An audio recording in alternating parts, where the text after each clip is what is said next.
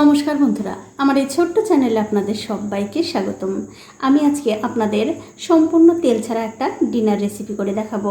আশা করি এই রেসিপিটা দেখার পর আপনাদের ভালো লাগবে। তো রেসিপিটা করার জন্য সবার আগে নিয়ে নিচ্ছি 1 বাটি ময়দা। আপনারা চাইলে আটা দিয়েও এই রেসিপিটা করতে পারেন।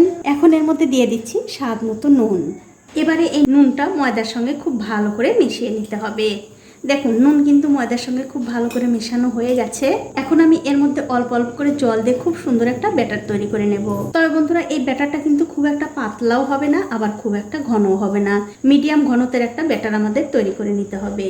দেখুন, আমি কিন্তু এর মধ্যে অল্প অল্প করে জল দিচ্ছি আর এই ব্যাটারটা তৈরি করে নিচ্ছি। দেখুন, অল্প অল্প করে জল দিয়ে খুব সুন্দর একটা ব্যাটার কিন্তু আমি তৈরি করে নিয়েছি।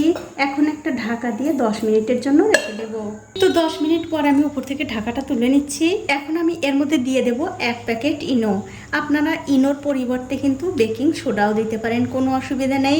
এবারে এই ইনোর মধ্যে সামান্য একটু জল দিয়ে খুব ভালো করে এই ময়দার ব্যাটারের সঙ্গে মিশিয়ে নিতে হবে।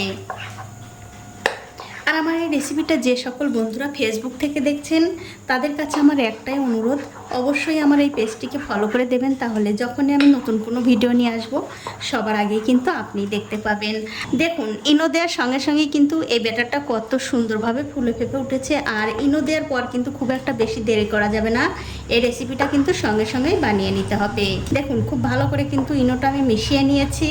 এখন দেখতে পাচ্ছেন আমি একটা তাওয়া গরম করতে দিয়েছি। যখন দেখবেন তাওয়াটা খুব ভালো করে গরম হয়ে গেছে, তখন ওই যে ময়দার ব্যাটারটা আমি করে রেখেছি, সেখান থেকে 1 হাতা ব্যাটার নিয়ে ঠিক তাওয়ার মাঝখানে দিয়ে দিতে হবে।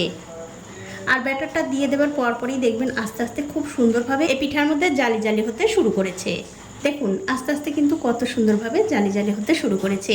আর বন্ধুরা, এই রেসিপিটা এরকম ননস্টিকের তাওয়াতে করলে বেশি ভালো হয়। যদি আপনাদের ননস্টিকের তাওয়া ঘরে না থাকে, সেক্ষেত্রে কিন্তু আপনারা তাওয়ার মধ্যে একটুখানি জল আর তেল দিয়ে মুছে নেবেন, তাহলে কিন্তু ননস্টিকের তাওয়ার মতো হয়ে যাবে। তো এই দেখুন কত সুন্দরভাবে জালিদার হয়ে গেছে। আর এই পিঠাটা ভাজতে কিন্তু বন্ধুরা খুব একটা বেশি সময় লাগবে না, অল্প সময়ের মধ্যেই হয়ে যাবে। আর দেখুন, পিঠাটা কিন্তু হয়ে গেছে। এখন আপনাদের আমি নিচের দিকটাও দেখিয়ে দিচ্ছি। দেখুন কতটা সুন্দর হয়েছে, খেতে কিন্তু দুর্দান্ত হয়। আপনারা একদিন হলেও বাড়িতে বানিয়ে খেয়ে আমাকে কমেন্ট করে জানাতে ভুলবেন না আপনাদেরও কেমন লেগেছে। দেখুন, এটা কিন্তু হয়ে গেছে, এটা আমি রেখে দিচ্ছি। আর এই একই রকম করে কিন্তু সবগুলোই বানিয়ে নিতে হবে।